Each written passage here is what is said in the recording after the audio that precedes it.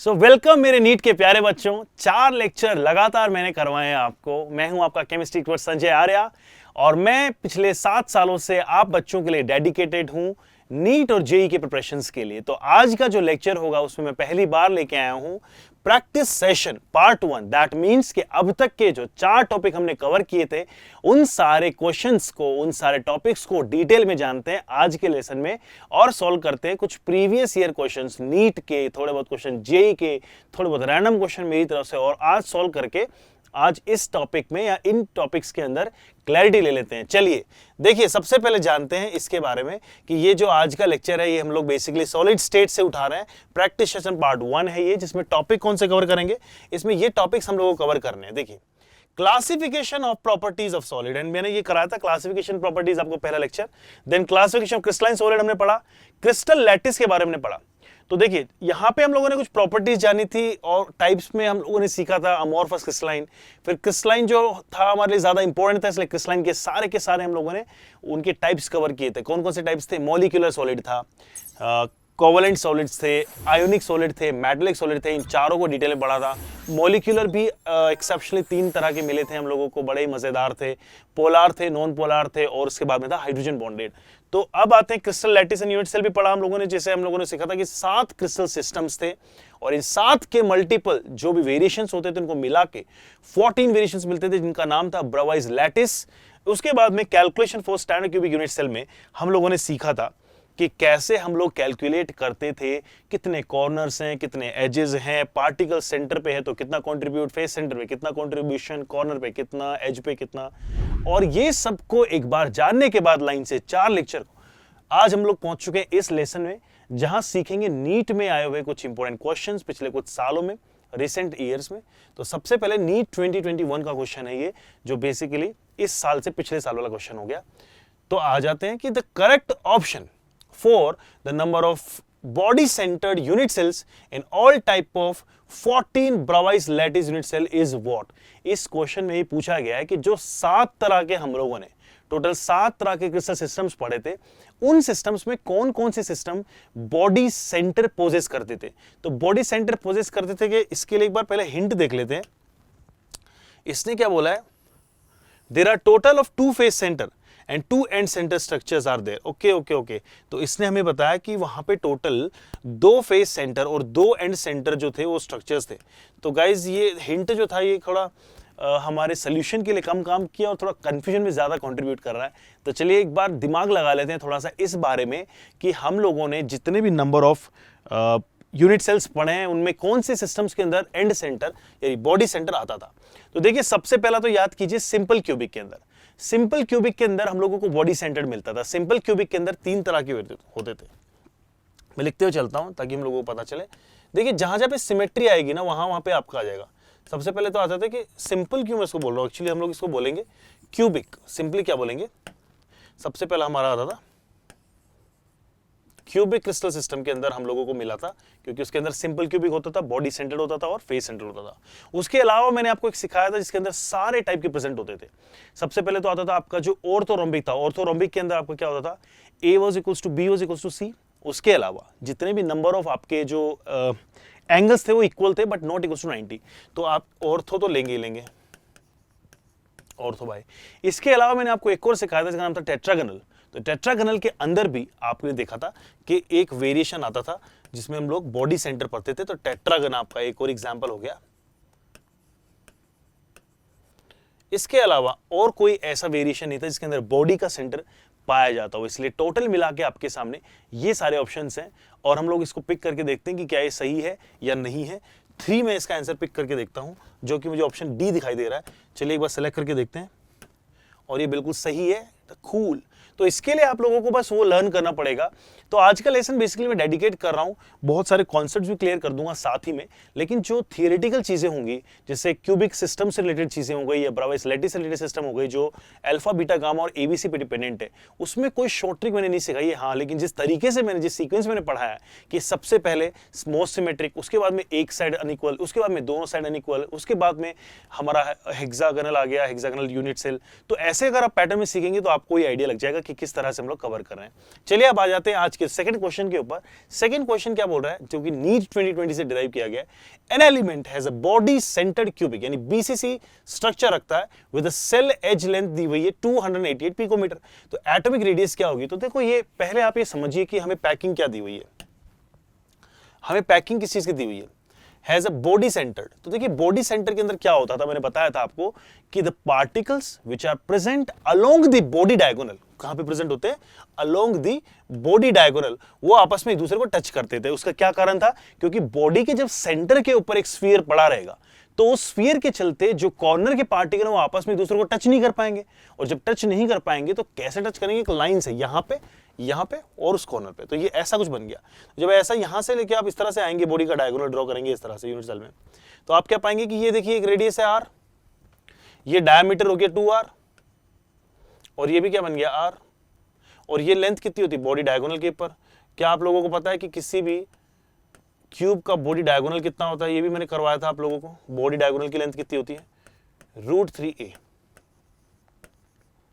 जैसे आपके face diagonal की लेंथ कितनी होती है, बताओ कमेंट करके अभी। √2a करेक्ट आंसर है, √2a। ऐसे ही यहां पे कितना होता है, √3a। तो √3a जब ये है तो ये किसके इक्वल है, 4r के, यानी आप बोलेंगे कि 4r इज इक्वल टू क्या आ रहा है, √3a। और हम मुझे क्या है, इसकी एटॉमिक रेडियस चाहिए। तो एटॉमिक रेडियस क्या होती है बेटा, r। तो r कितना हो जाएगा, √3a/4।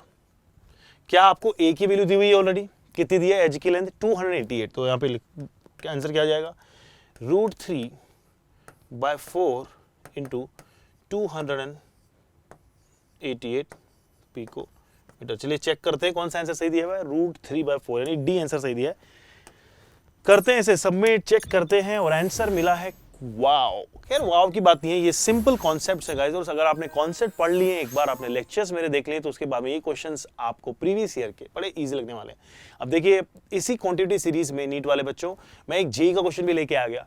तो ये जो क्वेश्चन आपके सामने दिया ना, ये थोड़ा फैक्चुअल क्वेश्चन है। इसमें मतलब ऐसा नहीं कि मैं कोई बहुत सारे कॉन्सेप्ट से आपकी हेल्प कर सकता हूँ, बट मैं थोड़ी डिटेल जरूर आपको दे सकता हूँ। और डिटेल ये है कि अच्छा पहले पढ़ तो लेके दिया हुआ क्या है कि कौन सा अमॉर्फस फॉर्म है सिलिका का। तो सिलिका क्या होता है गाइस, सिलिका बेसिकली है आपका SiO2 यानी सिलिकॉन डाइऑक्साइड जो है ना, ये अगर मैं इसी का N लगा दूं, यानी N लिमिट जो यूनिट्स होंगे उनको हम लोग 3 डायमेंशन में चेक करें, तो क्या होगा कि इस तरह से आपको इसकी पैकिंग दिखाई देती है। सिलिकॉन एक्चुअली 4 बॉन्ड बना लेता है। सिमिलरली ये यहाँ पे कनेक्टेड होगा इस तरह से Si से एक और फिर फर्दर ऐसे यूनिट से कनेक्टेड होंगे। तो ये जो पूरा 3 डायमेंशनल जो सिस्टम बन जाएगा आपका, इस सिस्टम के अंदर 3 फॉर्म्स ऐसी दी हुई हैं जो बेसिकली क्रिस्टलाइन होती है। लर्न कर लो उनको, कौन से, क्वार्ट्ज है, ट्रेडिमाइट, क्रिस्टोबेलाइट। तो आपको पता होना चाहिए कि ये तीनों एग्जिस्ट करते हैं एज क्रिस्टलाइन सॉलिड्स। तो जो ओनली फॉर्म जो इसमें दी हुई है which is basically the amorphous form, वो है कीसेलगुर। तो आपको ये लर्न कर लेना है, कीसेलगुर इज द करेक्ट आंसर। तो कीसेलगुर आप पिक कर लीजिए, मैं आपको दिखा देता हूं यहाँ पे। ये थोड़ा सा लर्न करेगा, रोट लर्न वाला क्वेश्चन था या। तो guys it was a good question, लेकिन ये कंटेंट जो था, अच्छा ये क्वेश्चन मैंने आपको करवाया भी है मेरे प्रीवियस लेसन्स में, तो इस चीज को थोड़ा सा थियोरेटिकली लर्न कर लीजिए। जेईई ने क्वेश्चन किया था 21 के अंदर। अब आते हैं 2016 यानी 2016 नीट का एक क्वेश्चन करते हैं। दिया हुआ है कि विच प्रिमिटिव यूनिट सेल, कौन सी primitive unit cell has unequal edge length, unequal edge length is A isn't equals to B isn't equals to C and all axial angles are different from 90 degree. That means कि this is the highly unsymmetric thing. तो मैंने आप लोगों को last time बताया था कि 2 चीजें तो बहुत ही आसान है लर्न करना। कौन कौन से थे, कि पैरामीटर कौन से थे किसी भी यूनिट सेल को ये जज करने का कि ये सिमेट्रिक है या नहीं है, या किसी भी यूनिट सेल को अगर आपको स्टडी करना है तो 6 पैरामीटर्स होते थे। 6 पैरामीटर कौन कौन से था, A B C, जिसे हम लोग क्या बोलते हैं, एक्सियल लेंथ्स भी बोलते हैं, या फिर इसे हम लोग एज लेंथ भी बोल सकते हैं यूनिट सेल की, करेक्ट। और दूसरा पैरामीटर क्या होता था, इंटर एक्सियल एंगल्स होते थे। कौन से होते थे, इंटर एक्सियल एंगल्स। तो एंगल्स जो होते थे उनको हम लोग अल्फा, बीटा, गामा से रिप्रेजेंट करते थे। तो अल्फा और बीटा और गामा जो होता था, अल्फा बीटा जो होता था वो किसके बीच में होता था, अल्फा, अच्छा ये उल्टा पुल्टा कर दिया अपन ने, ये देखिए मैं इसे इरेज कर देता हूं।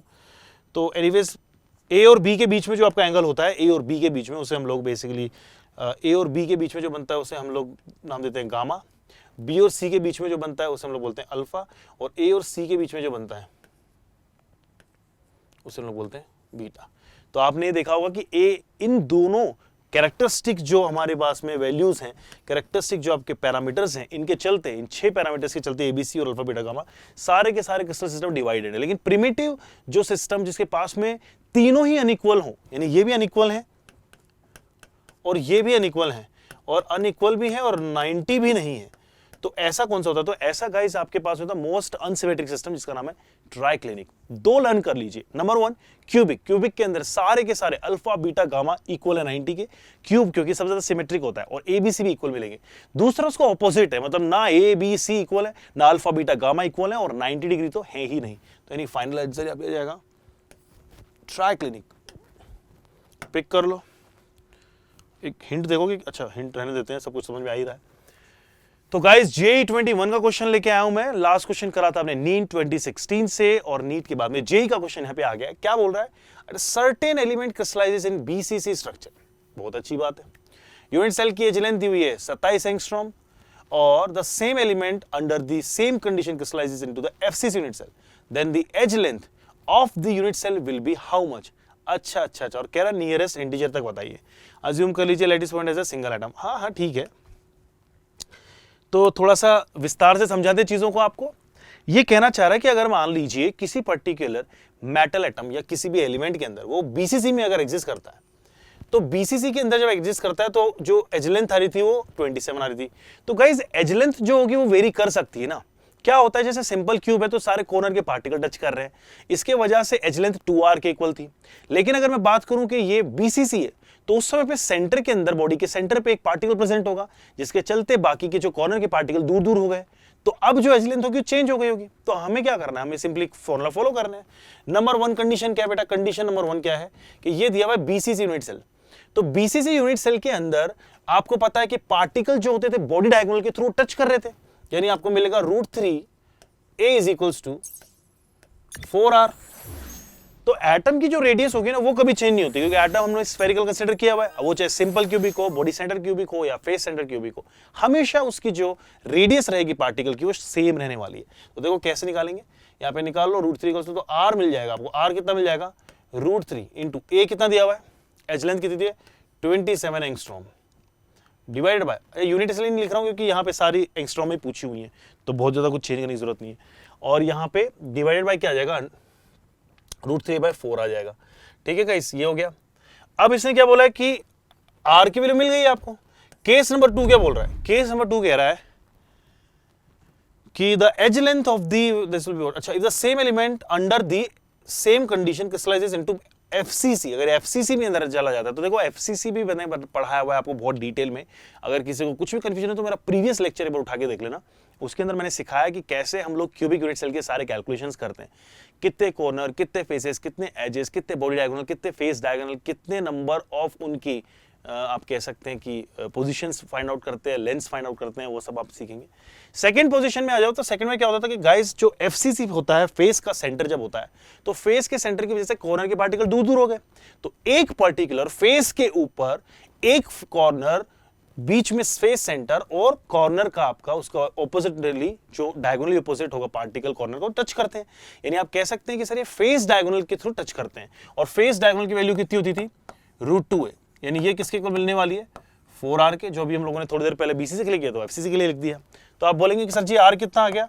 तो r बेटे कितना हो जाएगा? √2 इंटू, अच्छा r की वैल्यू तो ऑलरेडी पता है, हमसे एज लेंथ मांगी है ना, उसने a पूछा है।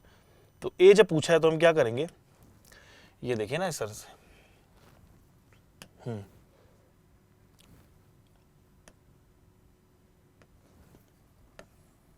ये हटा दीजिए। आइए शुरू कर दो फिर से वही बात।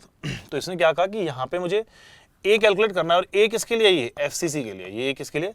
एफसीसी के लिए। और यहाँ पे जो ए हम लोगों ने यूज किया था बेसिकली, ये वाला ए किसके लिए था? बीसीसी के लिए था, क्योंकि एज लेंथ जो होगी वो सबके लिए अलग अलग आएगी ना यार बॉस। तो एफसीसी के लिए निकालना है। कितना आ जाएगा गाइस? ए की वैल्यू आ रही है 4r, 4 मल्टीप्लाई बाय आर कितना निकाला है आपने? √3 into 27 divided by 4। Divided by कितना आ जाएगा, √2 नीचे आ जाएगा तो यहाँ बन गया √2। क्या आप इस वैल्यू को सोल्व कर सकते हैं? अगर आपने इस वैल्यू को सोल्व कर लिया तो आंसर आपके सामने, बस इतना ही करना था। 4 से 4 हटाओ, खुशियां फैलाओ। तो √3/√3 की इसकी वैल्यू भी दी हुई है 1.73 अपॉन 1.41 मल्टीप्लाई बाय 27। अब देखो गाइस, एक चीज देखो, ऑप्शन से कैसे खेलते हैं ये मैं आपको सिखाना चाहता हूं। नीट वाले बच्चों के लिए स्पेसिफिकली मैं ये लेक्चर लेके आया हूं और आपको ये सिखाना चाहता हूं कि जब भी हम लोग कोई क्वेश्चन को सोल्व करते हैं तो हमारे पास में नीट सेगमेंट के अंदर काफी ज्यादा नंबर ऑफ क्वेश्चंस होते हैं। तो इन सारे क्वेश्चंस को, जो केमिस्ट्री के क्वेश्चंस आएंगे, सबको एक साथ में करने के लिए आपको आपकी फ्रीक्वेंसी मेंटेन करना बहुत जरूरी है। तो आपको कैलकुलेशन फास्ट कैसे ले जानी है, यहाँ पे देखिए 20 दिया हुआ है, 56 है, 33 है, 95। These are very different numbers, very different as in इनके डिस्टेंसेस भी बहुत दूर दूर है, इनके बीच के गैप्स बड़े कम नहीं है। तो आप क्या कर सकते हैं कि थोड़े से शॉर्टकट्स फॉलो करो। देखिए ये 1.7 है, 1.5 है, तो मुझे पता है कि ये वैल्यू 1 से थोड़ी सी बड़ी है। जब ये 1 से थोड़ी सी बड़ी वैल्यू है तो 27 से मल्टीप्लाई होने के बाद में आंसर भी 27 से बड़ा आने वाला है, थोड़ा बड़ा। अब ऐसा नहीं कि कोई वैल्यू 2 के बराबर है कि 54 पहुंच गया, 60 पहुंच गया, नहीं। तो सिंपली आप क्या पिक करेंगे, 33। एक ही ऑप्शन ऐसा दिखाई दे रहा है जो हमें 27 से थोड़ा सा ज्यादा मिलेगा। तो आप चेक करके देख लीजिए, जैसे हिंट भी दी हुई है, चेक कर लेते हैं। वैसे तो आंसर पता लगी गया। एफसीसी में फेस डायगोनल के लॉन्ग मिलते हैं, बॉडी सेंटर के बीसीसी में बॉडी डायगोनल के लॉन्ग मिलते हैं। हाँ वैसे अच्छी हिंट है, इस हिंट से हमें बड़ा क्लियरिटी मिल जाती, बट हमने ऑलरेडी पढ़ा हुआ है, हम लोगों को ऑलरेडी आइडिया था। तो चलिए 33 सेलेक्ट करके देखते हैं, आंसर देखते हैं क्या आता है। यानी ये बहुत अच्छा क्वेश्चन चला गया हमारा। तो देखो कितने अच्छे अच्छे क्वेश्चंस हम लोगों ने ऐसे चुटकियों में सोल्व कर लिए। क्यों? क्योंकि हम लोगों के कॉन्सेप्ट बड़े क्लियर हैं। अब आएंगे JEE 21 के ऊपर। JEE 21 का एक क्वेश्चन है कि hard substance that melts at high temperature and is an insulator in both solid and molten state will be what. तो इसने क्या बोला है कि अगर कोई एक ऐसा सब्सटेंस है जो अपने नेटिव स्टेट के अंदर, या कह सकते हैं जो सॉलिड स्टेट के अंदर होता है, वो बकवास कंडक्टर है, इंसुलेटर है, और मोल्टन स्टेट के अंदर बड़ा शानदार है, तो कैसे मैं ये फाइंड आउट कर पाऊंगा कि वो कौन सा सब्सटेंस है। और यानी टाइप आपसे पूछा गया है किसी भी सॉलिड का, यानी क्रिस्टलाइन सॉलिड के जो 4 टाइप्स हमने पढ़े थे उनको डिटेल में जानना है। थोड़ा सा ब्रीफ दे देता हूं, मैं आपको इस क्वेश्चन से खेलने का तरीका सिखाता हूं। देखिए गाइस, इसमें क्या है, पहला लिया है आयोनिक सॉलिड। तो आप क्या करें ना, एक सबके मैं एग्जाम्पल से सिखाता हूं। वैसे तो मुझे आंसर पता है, हम लोगों को पता है कि कौन से होते हैं जो बैड कंडक्टर्स होते हैं सॉलिड स्टेट के अंदर। सॉलिड स्टेट में बैड कंडक्टर आयनिक भी होते हैं और कोवेलेंट भी होते हैं, ठीक है। सिमिलरली इनके हाई टेम्परेचर दिए हुए बॉइलिंग पॉइंट। एक एग्जांपल ले लेते हैं, जैसे NaCl है, मॉलिक्यूलर सॉलिड है, सॉलिड CO2। सॉलिड CO2 जो होता है वो आपका मतलब क्या बन गया एक तरीके से, ड्राई आइस यार, ड्राई डे नहीं यार, हाँ ड्राई आइस बन गई। मेटालिक सॉलिड की बात करें तो मेटालिक सॉलिड क्या होता है, मेटालिक सॉलिड के अंदर आपको एग्जांपल ले लो आयरन का, आयरन सॉलिड का एक रोड ले लो।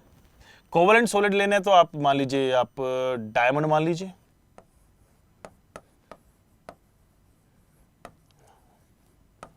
अब कंपेयर करके देखो, नंबर 1 प्रॉपर्टी कहती हुई है, उसने बोला कि मेल्ट होता है हाई टेम्परेचर पे। बेटा जब हाई टेम्परेचर पे मेल्ट होगा तो जो भी आपके ऐसे सब्सटेंसेस होते हैं जो मॉलिक्यूलर सॉलिड होते हैं, उनके जनरल मेल्टिंग पॉइंट्स जो होते हैं बड़े कम होते हैं। इनफैक्ट उनको नेगेटिव टेम्परेचर में ले जाके सॉलिडिफाई किया जाता है under the influence of high pressure. तो एक ऑप्शन तो कट हो गया मॉलिक्यूलर वाला। दूसरा क्या दिया हुआ है कि is an insulator in both solid and molten. Solid state में इंसुलेटर, सॉलिड स्टेट में इंसुलेटर तो कभी भी नहीं होगा आयरन, क्योंकि आयरन क्या होता है, बहुत ही शानदार कंडक्टर होता है। तो आयरन भाई आप भी निकलो यहां से। अब लड़ाई है आयनिक की और कोवेलेंट की। तो क्या बोला है कि सॉलिड स्टेट में बैड कंडक्टर दोनों है, लेकिन मोल्टन स्टेट के अंदर हमें पता है कि भैया आयोनिक सॉलिड जो होते हैं जब वो आयंस में डिसोशिएट हो जाएंगे तो फ्री आयंस यानी मोबाइल आयंस वहां पे तैयार कर देंगे, जिसके चलते वो एक अच्छे कंडक्टर की तरह बिहेव करेंगे, ना कि इंसुलेटर की तरह। तो मैं यहां पे आयोनिक सॉलिड को बाय बाय बोल देता हूं और the only correct answer is diamond. लेकिन इसमें सबसे बड़ा झोल पता है क्या है, सबसे बड़ा झोल ये है गाइस कि अगर आपने डायमंड की जगह पे ग्रेफाइट ले लिया होता अजम्पशन के तौर पे, तो ये एक बहुत बड़ा एक्सेप्शन हो जाता है, क्योंकि graphite is an excellent conductor, जबकि वो कोवेलेंट सॉलिड ही है, लेकिन एक्सेप्शन है इसी वजह से वो एक बहुत ही अच्छा कंडक्टर है, और उसके अच्छे कंडक्टर होने की वजह से उसे यूज किया जाता है टू मेक द इलेक्ट्रोड्स। तो इलेक्ट्रोड का इस सेगमेंट हम लोग थर्ड लेक्चर जो हमारा होगा, या थर्ड जो बेसिकली आपका चैप्टर होगा 12th स्टैंडर्ड की इस क्वांटिटी सीरीज में, जिसका नाम होगा इलेक्ट्रोकेमिस्ट्री, वहां सीखेंगे। तब तक के लिए इसे सेलेक्ट कर लेते हैं। हमने आंसर क्या निकाला है, विनर कौन था बॉस, डायमंड था ना। सबमिट कर दो। वाओ, चलिए गाइस नेक्स्ट क्वेश्चन में आ जाते हैं, जो कि क्वेश्चन नंबर 7 है, JEE 2021 का क्वेश्चन है और इसमें दिया हुआ है given below are the two statement, दो स्टेटमेंट दिए हुए। पहला स्टेटमेंट क्या है? पहला स्टेटमेंट बोल रहा है कि sharp glass edge become smooth on heating it up to its melting point. अगर किसी ग्लास को हम हीट करते हैं तो वो मेल्ट होने लगता है up to its melting point, लेकिन उससे पहले स्मूदन होने लगता है। स्मूदन हो रहा है तो क्यों हो रहा है उसको सीखते हैं। तो क्या हो रहा है कि हमने आपको एक चीज सिखाई थी कि जो अमॉर्फस सॉलिड्स होते हैं they have short range order bonds. Short range order bonds होने की वजह से इनका जो स्ट्रॉन्ग कह सकते हैं कनेक्टिविटी है पार्टिकल्स के बीच में नहीं रहती है, या फिर कह सकते हैं कि यूनिफॉर्म कनेक्टिविटी नहीं है। नॉन यूनिफॉर्म कनेक्टिविटी की वजह से जब आप उसको एनर्जी सप्लाई करते हैं तो कुछ बॉन्ड्स ब्रेक होने लगेंगे। ये ब्रेकेज की वजह से एक स्मूदन शेप आपको दिखाई देगी, ना कि रफ टाइट और फिक्स शेप। और यही वजह होती है जिसकी वजह से 20 क्यों बोल रहा हूं मैं, 20 मैंने कह दिया है, 2021 का ही क्वेश्चन है। हाँ, इसी वजह से बेसिकली क्या होगा कि जो आपके क्रिस्टलाइन सॉलिड्स होते हैं वो एक फिक्स्ड आपका मेल्टिंग पॉइंट पकड़ के रखते हैं। Fix melting point as in अगर आप कैरेक्टरिस्टिक वैल्यू बता सकते हैं कि सर 560 डिग्री सेल्सियस पे मेल्ट होगा, लेकिन अगर हम लोग बात करें ग्लास की तो आप कहेंगे सर जैसे 500 से 700 के बीच में होगा। तो ये एक वैल्यू हो गई, करेक्ट, एक रेंज हो गई। तो अमॉर्फस सॉलिड जो होते हैं वो आपके बेसिकली स्यूडो सॉलिड भी कहलाते हैं इसी वजह से, क्योंकि उनके पास में शॉर्ट रेंज ऑर्डर बॉन्ड होते हैं और वो स्मूथली होने लगते हैं on the heating it up to the melting point. A point तो मजा आ रहा है, ठीक है। तो रीजन क्या दिखाई दे रहा है? वो बॉन्डिंग का रीजन दिखाई दे रहा है कि जो बॉन्डिंग होती है वो नॉन यूनिफॉर्म होती है। सेकंड ऑफ वेरियोल, इनकी जो बॉन्डिंग होती है वो शॉर्ट रेंज होती है, मतलब एक कंटिन्यूटी जो होती है बॉन्डिंग की वो थ्रू द क्रिस्टल वेरी नहीं करती। इसी वजह से ये पूरा जो सॉलिड होता है ये अमॉर्फस कहलाता है, स्यूडो सॉलिड। अब बात करेंगे हम लोग नेक्स्ट वन, जो कि है हमारा रीजन। ए है असर्शन, बी है रीजन, और दोनों को जान के कंपेयर करना है कि क्या ये सही एक्सप्लेनेशन है। तो viscosity of a glass decrease on melting. अच्छा देखिए गाइस, विस्कोसिटी एक ऐसी प्रॉपर्टी है जिसकी वजह से जब किसी लिक्विड स्टेट की बात की जाती है तो उन लेयर्स के बीच में एक लेयर दूसरी लेयर से कितना टाइटली बॉन्डेड है, कितने स्ट्रॉन्ग फोर्स से बॉन्डेड है, उसकी विस्कोसिटी है। तो जैसे जैसे आप एनर्जी देंगे तो एनर्जी के चलते पार्टिकल्स का मूवमेंट बढ़ने लगता है, पार्टिकल पार्टिकल के बीच की जो बॉन्डिंग वो खत्म होने लगती है। और इसीलिए हमने देखा भी होगा कि सॉलिड आइस बन रही है लिक्विड हीट करने से, और आइस से वाटर जो बना है वो वाटर चला जाएगा स्टीम के अंदर फर्दर हीटिंग करने से। तो यहां पे यही समझ में आया हम लोगों को कि बातें तो दोनों सही हैं, लेकिन क्या विस्कोसिटी रीजन है ग्लास के स्मूदन होने का? नहीं। इनफैक्ट रीजन ये है कि वहां पे प्रेजेंट पार्टिकल्स का जो बॉन्ड है अट्रैक्शन का वो यूनिफॉर्म नहीं है, वो कंसिस्टेंट नहीं है, वो लॉन्ग रेंज नहीं है। इसी वजह से स्यूडो सॉलिड या अमॉर्फस के अंदर हीटिंग करने से उनके एजेस जो होने लगेंगे वो स्मूदन होने लगेंगे। तो आप इतना ज्यादा डिटेल मत लीजिए, हिंट देख के थोड़ा सा मजे लेने की कोशिश करते हैं। Surface of a liquid tends to take a round shape to have a minimum area. बहुत अच्छी बात है, ये तो एक बहुत ही डायरेक्ट आंसर इसने दे दिया। किसने कहा है कि कभी भी किसी लिक्विड की हम लोग बात करेंगे तो वो हमेशा एक शेप जो होगी उसको स्मूदन करने की कोशिश करेगा ताकि मिनिमम एरिया रख सके। तो यहाँ से ये आंसर पता चल रहा है कि अच्छा ये वाली बात तो तय है कि मतलब ये सत्य बात है, जो फर्स्ट है वो सही है। तो आप कह सकते हैं कि ए सही है, बी भी सही है, लेकिन यानी आर भी सही है, लेकिन रीजन थोड़ा एक्सप्लेनेशन नहीं लगा मुझे पर्सनली। बाकी हम लोग चेक कर लेते हैं, अगर गलत भी होगा तो हम लोग उसको रेक्टिफाई कर लेंगे और सीख लेंगे, लेकिन ये बिल्कुल सही निकला है। या so coming to our next question, that is question number 8, और ये 21 जेई का क्वेश्चन है। इसने क्या बोला गया है कि those parameters of unit cell of a substance are these, so the crystal system will be what. तो देखिए, मैंने आपको बताया था कि किसी भी क्रिस्टल सिस्टम को समझने के लिए 6 पैरामीटर्स लगते हैं, और ये 6 पैरामीटर्स कौन कौन से होते हैं?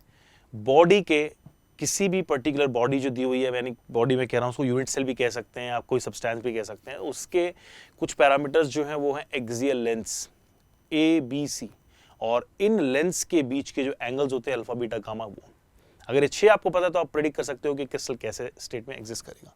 तो यहाँ उसने कुछ चीज़ें बताई हैं, हम लोगों को चेक कर लेते हैं। तो इसने हमें क्या दिया है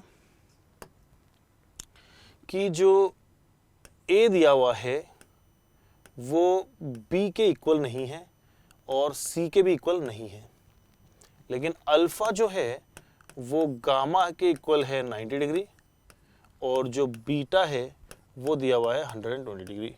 यानी आप कह सकते हो कि alpha equals to gamma isn't equals to beta. तो इस पूरी इक्वेशन के अंदर एक ही कंक्लूजन निकल के आ रहा है, ना तो ये हाईली या मोस्ट अनसिमेट्रिक है और ना ही सिमेट्रिक है, तो ये कहीं बीच में से है। अब उन बीच में से 7 क्रिस्टल सिस्टम के अंदर एक सिस्टम हम लोग पहले ही पढ़ चुके हैं, जिसके अंदर मैंने आपको ये डील करवाया था कि A equals to not equals to B equals to not equals to C. मैं क्या बोल रहा हूँ, A B C तीनों ही अनइक्वल हैं, लेकिन अल्फा और गामा इक्वल हो और बीटा अनइक्वल हो, तो इसमें छोटी सी एक आप बोल सकते हैं सिमेट्री आ गई। और यही था हमारा मोनोक्लिनिक। अगर ये सारी चीजें अनइक्वल हो जाती तो ट्राइक्लिनिक आ जाता।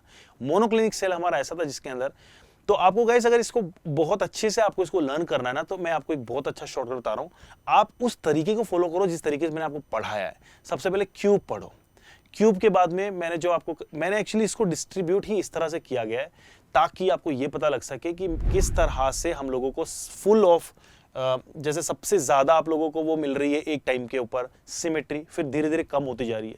क्यूबिक के अंदर सारे लेंथ इक्वल थे, फिर एक लेंथ अनइक्वल होने लगी टेट्रागन पे, फिर एक लेंथ और अनइक्वल हुई, यानी तीनों अनइक्वल हुए ऑर्थोरोम्बिक पे। फिर उसके बाद में हेक्सागन आया, हेक्सागन के अंदर 2 लेंथ इक्वल थी तो एक हाइट अनइक्वल निकली। उसके बाद में जब हम लोगों ने इसको सोल्व आउट किया तो पता चला कि यहाँ के ऊपर जो 2 एंगल 90 है लेकिन एक 120 भी है। तो ऐसे धीरे धीरे इंटरेस्ट जब डेवलप करेंगे तब आपको पता चलेगा कि कैसे हम लोगों ने इस रोड लर्निंग की चीज को भी एक कॉन्सेप्ट के फॉर्म में सीखा है। और मैं यहाँ पे without wasting our time monoclinic पे जाऊंगा, और जैसे मैं इसको सबमिट करता हूँ इट इज शोइंग मी या मजा आ रहा है आप लोगों को। आई होप सभी लोग एंजॉय कर रहे हैं इस सीरीज को। तो इसमें आपको सिंपल सा एक ही काम करना है गाइस। क्या करना है, जो लेक्चर हमारे पहले दिए हुए हैं उन सबको एक बार पढ़ लो। 4 लेक्चर मैंने लिए हैं अभी तक, चारों के चारों लेक्चर्स में मैंने कुछ ना कुछ ऐसे टॉपिक कवर किए हैं। उन सारे टॉपिक्स को जब आप सम अप करके बार पढ़ के आ जाओगे ना, ये सारे क्वेश्चंस तो आपसे बड़े मजाक में होने लगेंगे जैसे मैं कर पा रहा हूँ। अब देखिए JEE 21 लग तो ऐसा रहा कि बहुत बड़ी चीज हो जाएगी, JEE के क्वेश्चन कैसे होंगे, लेकिन कितने ईजी क्वेश्चन है। अभी देखिए इसने क्या बोला है, इसने कहा कि डायमंड जो है हैज 3 डायमेंशनल स्ट्रक्चर, बहुत अच्छी बात है। ऑफ C एटम्स का मीनिंग है कार्बन एटम्स, और कोवलेंट बॉन्ड से बना हुआ है, बिल्कुल सही है। The structure of diamond has face centred cubic unit cell, जहां पे 50% of tetrahedral voids are also occupied by carbon. Very nice. The number of carbon present per unit cell of diamond will be how much. अच्छा, question तो वैसे मजेदार है boss. किसने क्या कहा है कि पहले तो ये एक इसमें एग्जिस्ट कर रहा है, डायमंड एग्जिस्ट कर रहा है FCC में। कौन सी यूनिट सेल है, FCC, और सारे के सारे कार्बन एटम्स ही हैं। वॉइड्स में भी कौन है, कार्बन, और जो आपके पार्टिकल्स हैं जो बोल सकते हैं स्फीयर जो है यानी FCC, वो भी कौन है, कार्बन। तो गाइस आपको पता है FCC के अंदर total number of effective particles कितने आते थे। मैंने आपको सिखाया था कि FCC के अंदर पार्टिकल 2 पोजीशंस पे प्रेजेंट होते हैं, एक है आपका कॉर्नर, दूसरा है फेसेस के सेंटर। जो कॉर्नर का पार्टिकल होता है 1/8 कंट्रीब्यूट करता है, इस वजह से 8 मल्टीप्लाइड बाय 1/8 बन के आता है 1, यानी हम लोगों को FCC में निकल के आता था 1 कॉर्नर की वजह से। और जो फेस का सेंटर पे प्रेजेंट होगा पार्टिकल, वो हाफ कंट्रीब्यूट कर रहा है, आधा अंदर आधा बाहर है। तो ऐसे 6 हमारे सामने पार्टिकल होते हैं, 6 फेसेस होते हैं। ये देखिए +x - x +y - y +z - z। तो आप कह सकते हैं सिंपली कि सर वहां 6 × हाफ कितना 3 हो जाएगा। तो FCC के अंदर पार्टिकल टोटल कितने आ गए, तो 4 तो आपके पास में आ चुके हैं पार्टिकल्स, किसकी वजह से, सिर्फ और सिर्फ FCC स्ट्रक्चर की वजह से। अब क्या कह रहे हैं कि कुछ पार्टिकल ने 50% पार्टिकल ने क्या रोका हुआ है, टेट्राहेड्रल वॉइड रोके हुए हैं। तो क्या आप लोगों को याद है, अगर n है आपके नंबर ऑफ पार्टिकल्स, अगर आपके n होते थे नंबर ऑफ पार्टिकल्स, तो आपके 2n बन जाते थे टेट्राहेड्रल वॉइड्स। लेकिन ये बोल रहा है कि टेट्राहेड्रल वॉइड हाफ ही कवर्ड है, यानी अगर मैं कहूं कि हाफ × 2n तो ये बन जाएगा n, यानी n पार्टिकल वॉइड्स के अंदर प्रेजेंट है। और n कितना है, 4, इफेक्टिव नंबर पार्टिकल 4 है, यानी वॉइड्स के अंदर 4 कार्बन है, FCC के अंदर 4 कार्बन है। टोटल 4 + 4 कितना होता है भाई, 8 हो गया। तो विदाउट वेस्टिंग टाइम कितना पिक कर लो, 8 पिक कर लो, सबमिट कर दो। कूल। और ये कूल इस वजह से क्योंकि हम लोगों ने ये सारे क्वेश्चंस को बहुत अच्छे से थियोरेटिकली समझा है। जब थियरी हमारी क्लियर हुई तब जाके हम लोगों ने स्विच किया था क्वेश्चन सॉल्विंग पे। हालांकि मेरे हर एक लेक्चर के अंदर मैं आपको कुछ अच्छे क्वेश्चंस करवाता हूं। इस पूरे सेगमेंट में भी हम लोगों ने नीट के क्वेश्चन शुरू किए, नीट के साथ में कुछ JEE के क्वेश्चंस भी हम लोगों ने इनबिल्ड किए, तो इनको हम लोगों को थोड़ा टारगेट करना है। आज का 10वां क्वेश्चन आपके सामने है, मोस्ट प्रोबेबली आज का लास्ट क्वेश्चन है। मैं आपसे एक्सपेक्ट करता हूं कि आप लोग हमारे MBIB ऐप पे जाके और क्वेश्चंस प्रैक्टिस करें, टेस्टिंग्स दें और अपने आप को और कंफर्टेबल बनाएं इन टॉपिक्स के अंदर। जैसे आते हैं 21 के अंदर, so a given metal crystallises out of with a cubic structure having edge length of this, if there are 4 metal atoms in one unit cell, what is the radius of this atom? अच्छा, इसने hint हमें क्या दी है, अपन को अगर ये पता लग जाए, बेसिकली दो चीजें चल रही हैं, ए हम लोगों को गिवन है और रेडियस पूछी हुई है, आर हमसे पूछी गई है, तो इनका जो रिलेशनशिप है बेटा उसके लिए हमें पता होना चाहिए कि how many number of particles are there, because उस नंबर ऑफ पार्टिकल से पैकिंग पता लग जाएगी। जैसे सिंपल क्यूबिक में पैकिंग कितने पार्टिकल कितने होते थे 1, एफसीसी में कितने होते थे 4, बीसीसी में होते थे 2, तो आपको यही पता करना है। और अगर आपको पैकिंग पता लगे तो इनके रिलेशन पता लग जाएंगे। क्या रिलेशन कराए थे मैंने, अगर सिंपल क्यूबिक होगी तो क्या लिखते थे 2a इज इक्वल्स, अच्छा 2r is equals to a, यानी दो पार्टिकल कॉर्नर के टच कर रहे हैं तो twice of r equals to बन जाता है a। यार r तो बड़ा भयानक बना दिया मैंने। और यहीं पे अगर FCC होता था तो क्या होता था, थ्रू द फेस डायगोनल, यानी फेस के डायगोनल के थ्रू अगर पार्टिकल प्लेस्ड है वो आपस में टच कर रहे होंगे। यानी अगर मान लीजिए कोई फेस है तो ये फेस होगा तो बेटा ये कॉर्नर का पार्टिकल यहाँ पे और एक कॉर्नर पार्टिकल यहाँ पे और बीच में फेस सेंटर का पार्टिकल, ये इस तरह से टच कर रहे हैं, तो ये r है, ये 2r है और ये r है, तो यहाँ पे रिलेशन बनता था 4r is equals to root 2a, क्योंकि एक बॉडी डायगोनल की जो फेस डायगोनल की वैल्यू जो होती थी मैंने बताई थी आपको कितनी होती थी, रूट 2a।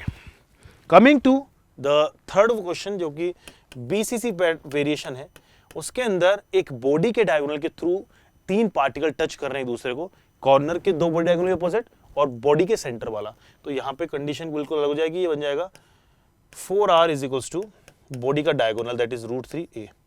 तो बस बेटा इतना ज्यादा दिमाग क्यों लगा रहे हैं हम लोग, उसने ऑलरेडी हम लोगों को एक हिंट दे दी है कि टोटल 4 एटम्स है। जब 4 एटम होंगे किसी भी सिस्टम के अंदर तो 4 एटम्स के लिए आप क्या करेंगे, आप सिंपली बताएंगे कि sir 4r is equals to root 2a fall होगा। क्यों मेरे बेटा ये क्यों होगा, क्योंकि सर 4 एटम की वजह से ये पैकिंग FCC हो गई और FCC में ये फॉर्मूला होता है। तो उसने पूछा व्हाट इज द रेडियस, तो रेडियस r होती है, तो क्या बन जाएगी रूट 2 अपॉन a इंटू 4। बेटा 4 क्या होता है 2 इंटू 2, 2 क्या होता है बेटा रूट 2 इंटू रूट 2 इंटू 2 बन गया, तो इसको हटा दो यहाँ से, तो फाइनल आंसर क्या आ जाएगा, r इज इक्वल्स टू आ जाएगा a अपॉन 2 रूट 2। तो a अपॉन 2 रूट 2 करना है, क्या दिया हुआ बेटा a कितना दिया हुआ है,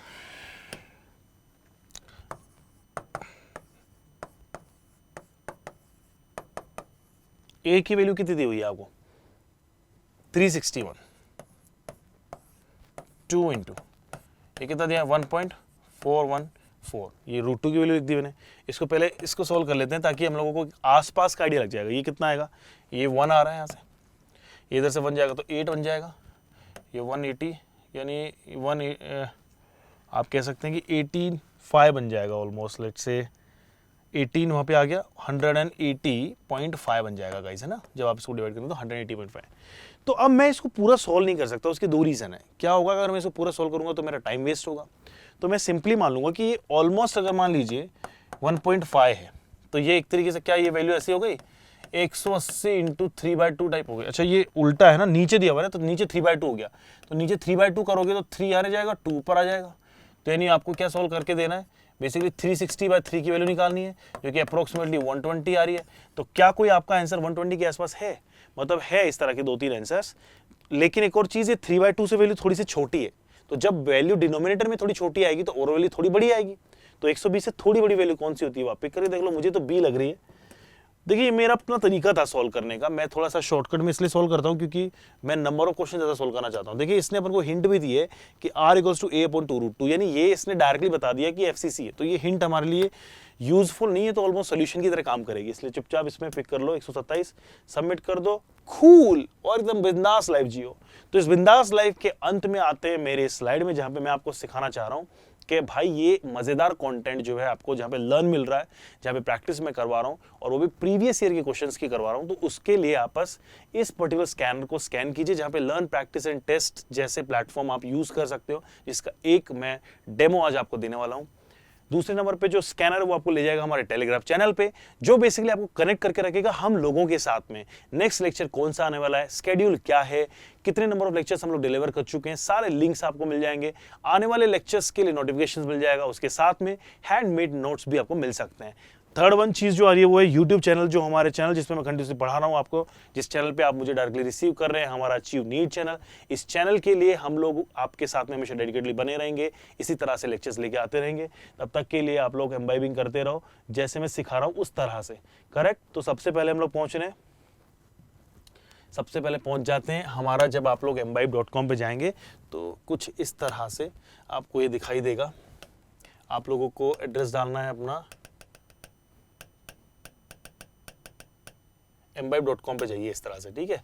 तो जैसे ही जाएंगे ये इस तरह से, कोई आईडी यहाँ पे खुली हुई थी तो ऑलरेडी आपका खुल जाएगा। आपको अपना फ़ोन नंबर डालना पड़ेगा, लेकिन कोशिश कीजिए कि स्कैनर के थ्रू जाएं ताकि आपको डायरेक्टली जो आपको चाहिए वहाँ पे आप पहुँचेंगे। यहाँ से जाके आप अपना स्ट्रीम चेंज कर सकते हैं। देखिए यहाँ पे बोर्ड पिक कर सकते हैं, अगर आप 11-12 में बिलोंग करते हैं बच्चे, तमिलनाडु बोर्ड है, आईसी बोर्ड है आपका, या सीबीएसई बोर्ड है। उसके अलावा आप जहाँ पे अगर आके अपने गोल सेलेक्ट कर सकते हैं इन टर्म्स ऑफ जो एग्जाम आपको फाइट करना है, इंजीनियरिंग, मेडिकल। जैसे मेडिकल में जाता हूँ तो मेडिकल के अंदर भी आपके सामने बतेरे एग्जाम्स दिए हुए हैं, इनमें से आप पकड़ लो, नीट पकड़ लो, नीट में जाएंगे, इंग्लिश में पकड़ लो, हिंदी में मिल जाएगा आपको कॉन्टेंट, मतलब इतने अच्छे फीचर्स आपको मिल रहे हैं। अब आप जाके यहाँ पे नीट एग्जाम में अंदर जाके, अच्छा नीट ऑलरेडी था यार नीट एग्जाम के अंदर जाके क्या करेंगे, आप अपने सब सब्जेक्ट सेलेक्ट कर लीजिए। तो ऑलरेडी आपका सब्जेक्ट क्या है, जैसे मैं अभी केमिस्ट्री पढ़ा रहा हूँ, तो अगर आप मान लीजिए केमिस्ट्री के अंदर जाते हैं तो केमिस्ट्री के इस लर्न सेगमेंट में आप जहाँ पे डायरेक्टली रीडायरेक्ट हो रहे हैं वो लर्न सेगमेंट है। Home, learn, practice, test, achieve, इस तरह के 5 फीचर्स हैं। आज 5 फीचर्स में आज पहला जान लेते हैं जिसका नाम लर्न है। लर्न में आपको सारा कंटेंट मिल जाएगा, किस तरह के टॉपिक, किस तरह के लेक्चर्स, इवन जो मैं पढ़ा रहा हूँ वो भी आपको लर्न में मिल जाएगा। कैसे लेके आएंगे, आइए यहाँ पे चल के बात करते हैं। केमिस्ट्री आपने पिक किया, केमिस्ट्री पिक करने के बाद में आप आइए सीधे केमिस्ट्री के सारे आपके पास में चैप्टर आ गए। देखिए ऐसा नहीं है कि 2-3 बार ऑलरेडी केमिस्ट्री खुला हुआ था, तो आप केमिस्ट्री में आ जाएंगे तो ये देखिए सारे चैप्टर्स हैं। Basic concept of chemistry, periodic classification, equilibrium, redox, और इनमें से आप कोई भी चैप्टर उठा लीजिए। मैं एक्चुअली कोशिश कर रहा हूँ सॉलिड स्टेट में आने की, जो मैं पढ़ा रहा हूँ करंटली। जब आप सॉलिड स्टेट में आएंगे तो आपको 115 कॉन्सेप्ट कवर करने को मिलेंगे। This is all videos in the chapter, topics in the chapter. Topic पे जाएंगे तो आपको ये दिखा देगा जितने भी नंबर ऑफ कॉन्सेप्ट और टॉपिक्स है। तो क्लासिफिकेशन, प्रॉपर्टीज ऑफ सॉलिड्स से आया है हमारे सामने कुछ क्वेश्चन, तो उसको मैंने पिक किया। अब यहाँ पे जाके आप ऑल द वीडियोस में चले जाइए, यानी सारे वीडियोस जो इसके अंदर हैं जिनको पढ़ के आप लर्न कर प्रैक्टिस कर सकते हैं वो मिल जाएंगे। इन्हें सीखिए गाइस, और मेरे को कमेंट सेक्शन में बताओ कि क्या प्रॉब्लम्स आप फेस करते हो, क्या आप लोगों ने कंफर्टेबली यूज किया ये। और नेक्स्ट लेक्चर में मैं आपको सिखाने वाला हूँ symmetry of the cubic lattice, जो एनसीईआरटी का पार्ट नहीं है लेकिन एक इंपॉर्टेंट हिस्सा है इस पर्टिकुलर एग्जाम का। तो हम लोग सीखते हैं नेक्स्ट लेक्चर में सिमेट्री ऑफ क्यूब। तब तक के लिए आप एम्बाइबिंग कीजिए, लर्न कीजिए, प्रैक्टिस एंड टेस्ट मैं नेक्स्ट लेक्चर में लेके आऊंगा। मैं आपको सिखाऊंगा कैसे करते हैं। और सबसे ज्यादा जो ब्रह्मास्त्र है इस पूरे एप्लीकेशन का, जिसका नाम है अचीव, वो मैं सिखाने वाला हूं at the last of the video, जो भी आपके अपकमिंग लेक्चर्स होंगे उनमें। तो आप बने रहिए और कीप एम्बाइबिंग। Keep imbibing.